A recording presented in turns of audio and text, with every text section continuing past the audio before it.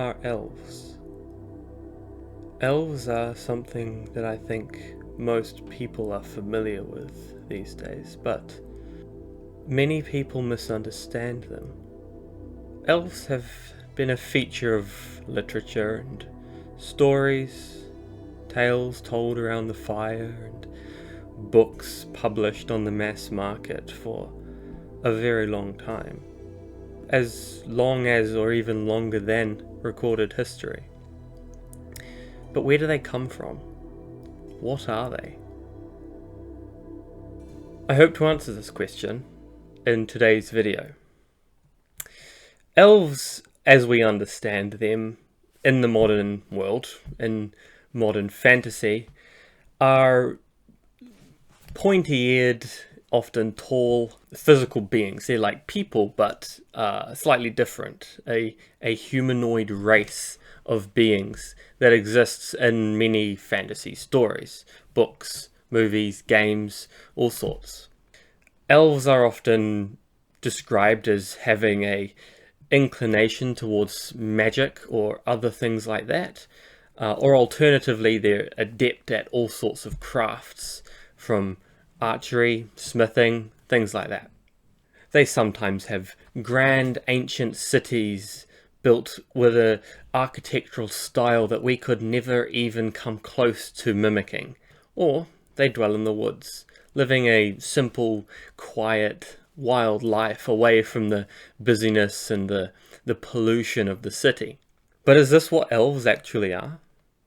And do elves actually exist? Well, to answer the latter question, I think so. To answer the former question, though, no.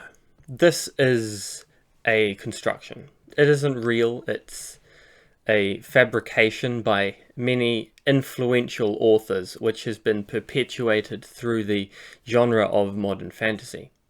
Elves have been used in fantasy for a long time, but we can probably credit their widespread usage in this sort of depiction that I've talked about to J.R.R. Tolkien, the author of The Hobbit and The Lord of the Rings, among other things.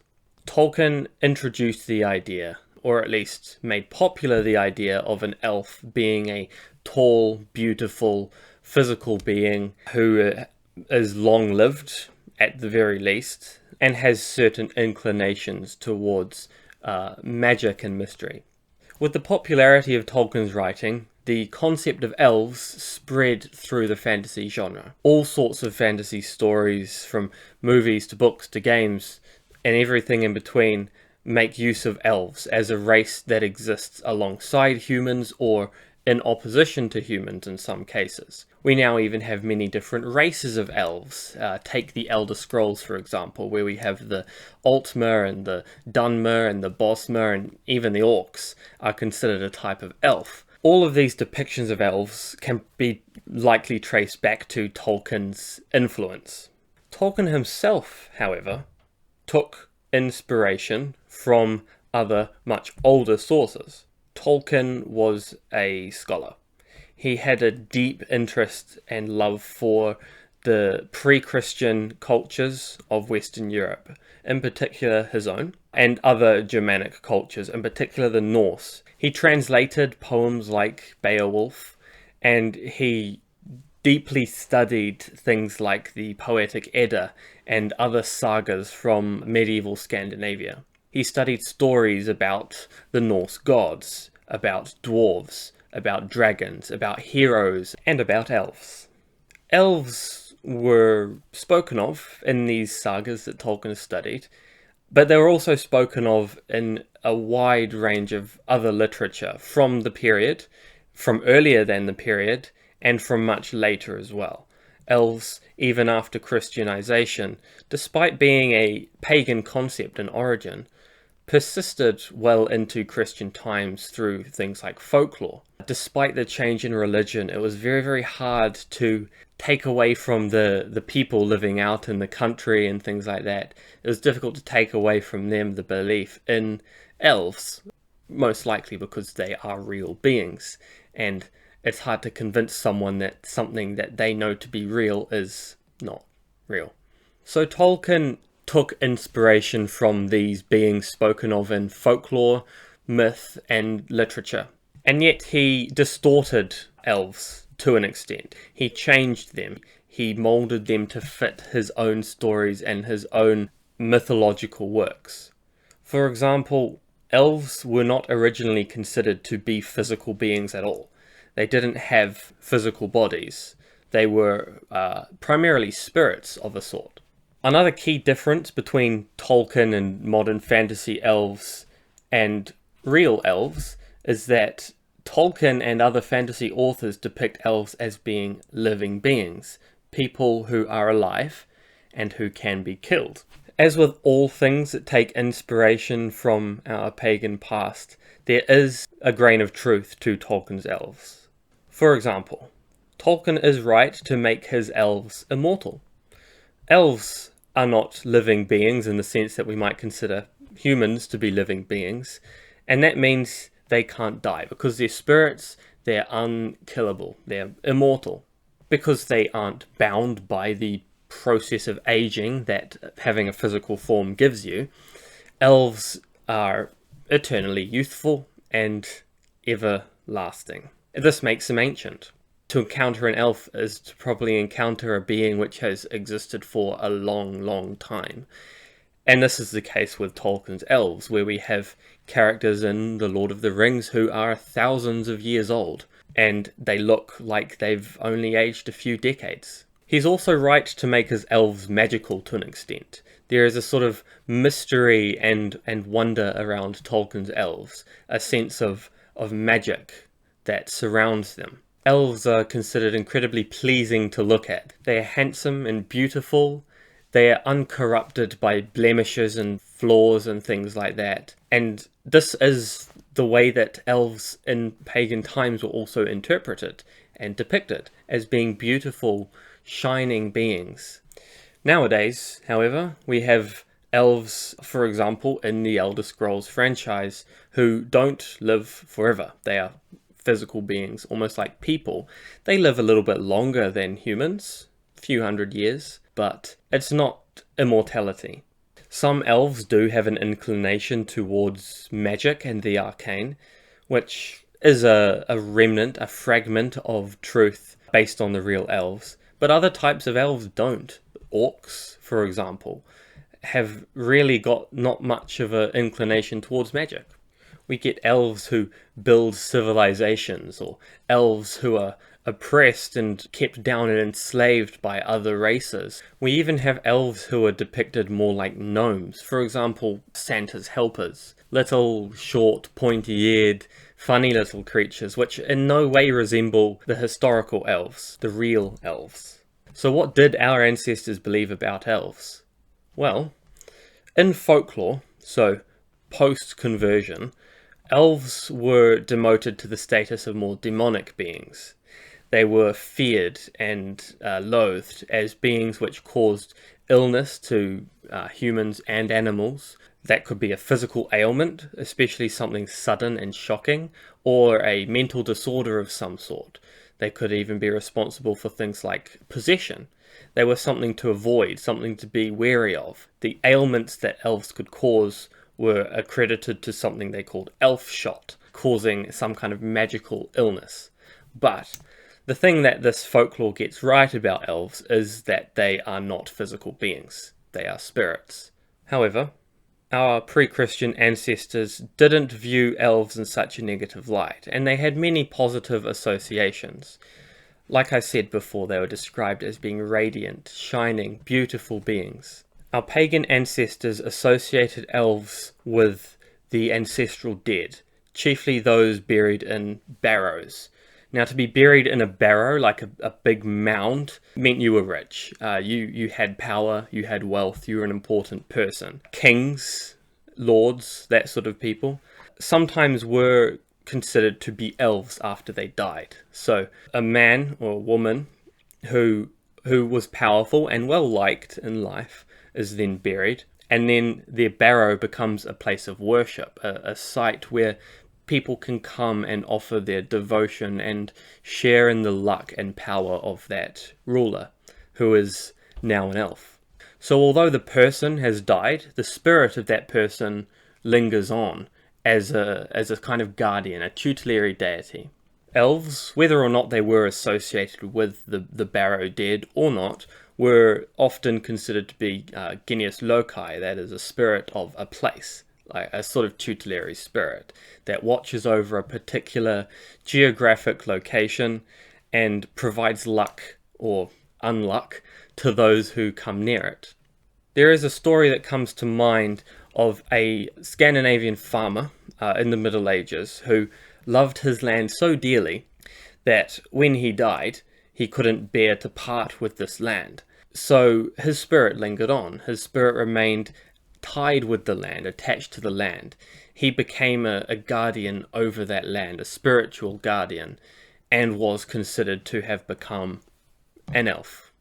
Another example that comes to mind was an old king of Norway who was buried in a mound, and after that was named Olaf Geirstadr Ulfr, which means the Olaf, the elf of Geirstad. So after he died, he was perceived to be an elf. People would come to his mound and receive luck and blessings from this person who now had become a spirit watching over his kingdom. Now, even the Christians agreed with this belief and thought that this Olaf, the one who became an elf, later reincarnated into Saint Olaf, the patron saint of Norway. Now, an Icelandic story records that Olaf, in order to be reincarnated as Saint Olaf, instructed some people to destroy his body so that he could be reincarnated. So there was the idea that this spirit, as an elf, only remained so as long as his body and his burial site remained intact. So there's very much the belief that an elf would be tied to the barrow in some way. Now, I don't believe that all elves were or are barrow dead. Just that if you are interred in a barrow, that is one way of becoming an elf, but there are elves of other origins, and I think that some elves aren't even spirits of the deceased at all. Nevertheless, pagans gave positive associations to the elves. They worshipped them and venerated them almost as gods in their own right. They believed that elves could bring luck and guardianship to those who were in close proximity to them. Some English names even attest to these positive associations. The name Alfred, for example, comes from the Old English Alfred, meaning counselled by elves. So that would likely have been a good name to have. To be counselled by elves is to be counselled by magical, immortal beings beyond this world. Beings who likely may be previously humans who acquired some great wisdom and renown, which they can now share with the person who is elf counselled. Elves were sometimes associated with gods as well. For example, the English god Ingwi, who in Norse is called Freyr, was very deeply tied up with elves. He was considered the lord of the elves, or the first of the elves. And so it was he who looked after them, who ruled over them. In the Norse sources, Freyr is the lord of Alfheimr, the home of elves, the plane of existence where elves live. Now, I myself am a fantasy writer, and like many other fantasy writers, I included elves in my stories. There are elves in my book, The Immortal King, and there are also elves in my short stories as well. Now, I have, like other fantasy authors, made tweaks to the beings that I take inspiration from. But there are also some big differences to elves in other fantasy stories. For example, one of those differences, probably one of the main differences, is that elves in my stories aren't physical beings. They can appear to take physical form at times, but ultimately they are spirits. They exist in the other world and sometimes cross over into the world. They are often associated with particular geographical locations, so they are genius loci. Now also, if you want to get a bit deeper into the lore of my world, elves are also the spirits of ancient people. They're not ancestral spirits, but rather are like the remnants of an ancient race of beings called the Old Folk, or the Adanian men. Now, after some great calamity, which is called the Split, the Old Folk were forced to live in the Otherworld, and that is where they dwell. Immortal, happy, they have their own societies and civilizations there, but they can't take physical form anymore. They can only appear to mortal eyes. So what is an elf? In heathenry and paganism, what do we believe elves are? Well, to sum it up, elves are semi-deified ancestors. They're ancestors who, in life, managed to attain some level of glory, luck, righteousness, that they were able to achieve some sort of divinity or godhood on death. They aren't full gods like Woden, Thanor, and Ingwi, but they have a god status. They're demigods. So we make offerings to elves, we worship elves, we venerate elves, especially at the times of year when they're most active, but preferably all throughout the year. Elves are genius loci, so if we go somewhere where elves can be found, we make offerings to them there, pay respects as we are guests in their space. Elves aren't tied up with particular landmarks, so they can sometimes visit people in dreams, especially the people that they are related to. They can move around, they can migrate, but they are spirits. They aren't physical beings. Because they are otherworldly beings, they are most likely found at liminal places, thresholds and crossings that you can find in the natural and man-made world. For example, streams, large trees or boulders that stand out from the rest of the environment. The boundaries between properties, the borders between a field and a forest. These are just a few of the places where elves can be found, and also at liminal times, such as twilight and dawn. And in terms of the whole cycle of seasons, the most prominent time for elves, the time when they're most active, is around autumn and spring. And that is why during autumn we hold a sacrifice for the elves, because that is around the time when they are out and about. Because of their association with the dead and the ancestors, elves are also especially prominent around graveyards and other burial sites, especially on the boundaries of graveyards, because that is also a liminal space. So, from this ancient pagan belief in spiritual beings, tutelary deities who watch over their people and their lands, to demonized fairy-like beings who cause problems and havoc for the people around them, to humans with pointy ears that are good at archery and build cities and live in the woods and cast spells. This is just a brief summary of elves and the way that they are used in literature and fantasy, and the real beings that these fantasy elves are inspired by. So, thank you for watching, and let me know what you think. Do you believe in elves? Let me know down below.